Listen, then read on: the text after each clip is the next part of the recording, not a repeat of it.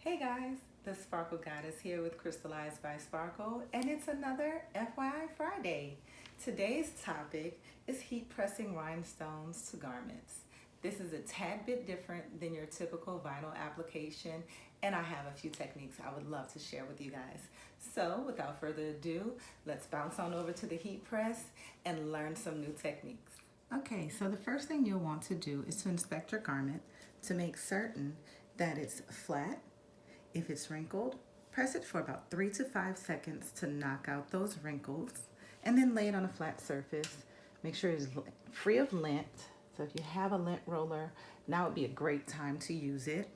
And once your garment is ready, you'll take your decal, peel the white backing off to where you just have your clear sheet with your rhinestones. You should definitely inspect your transfer carefully to make certain that all of your crystals have glue on the back and that they have not shifted in any way. And then you want to take your time and align the decal onto the garment.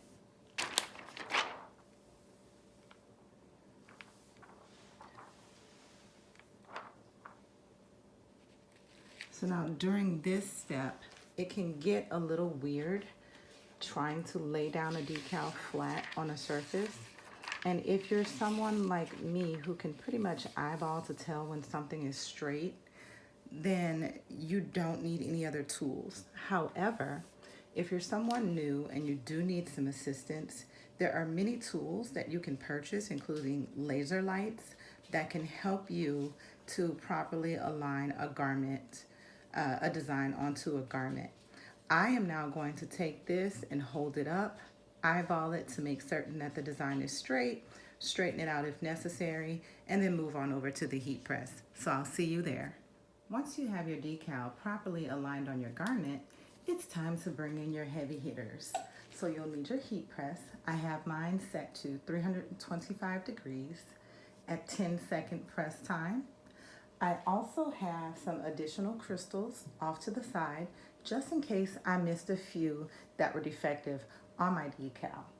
I have a pair of tweezers, and I also have a very thin cardboard that is wrapped in parchment paper and then wrapped again in transfer tape and sealed. What I use this for is to protect the back side of my garment if I should decide to put my garment directly onto my heat press without splitting it open. The reason for that is if you press this design with the shirt closed, just like this, you will see glue transfer on the back of your shirt. So you need to protect it. This is where the different techniques come in.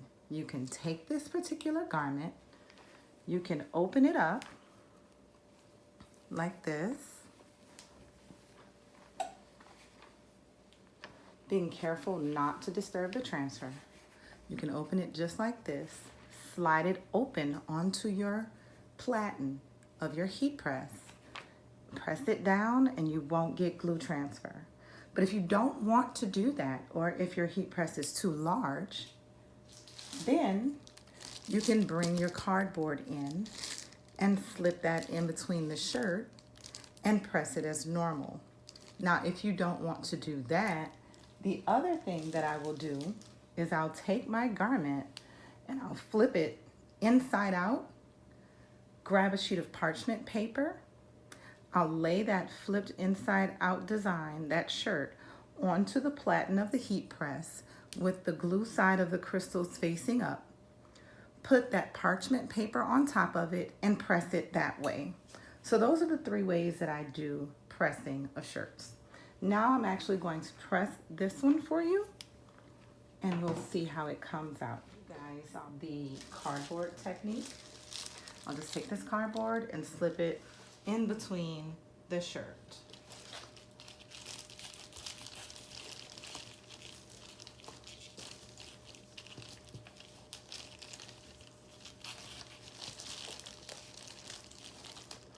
Okay, so see, That's your cardboard. It's in between the shirt. It will protect the back side of that garment. I'm going to lay this flat and make certain that the back of the shirt is super duper flat so we don't have any disruptions in even heating by the press.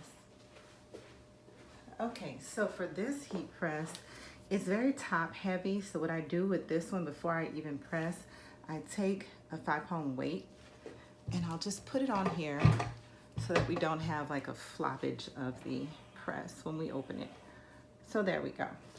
So I'm going to go ahead and take our shirt here and place it onto the platen. Open it up, make certain it's flat. Swing that heat press back around. Pull it down. You want medium pressure, and then we'll start. Okay, release your press, open it. I like to peel this up just a smidgen, get some air underneath it, because rhinestones are a warm peel, not a cold, not a hot, but a warm peel. Start in one corner. Try not to pull the garment itself while you're pulling away the transfer tape.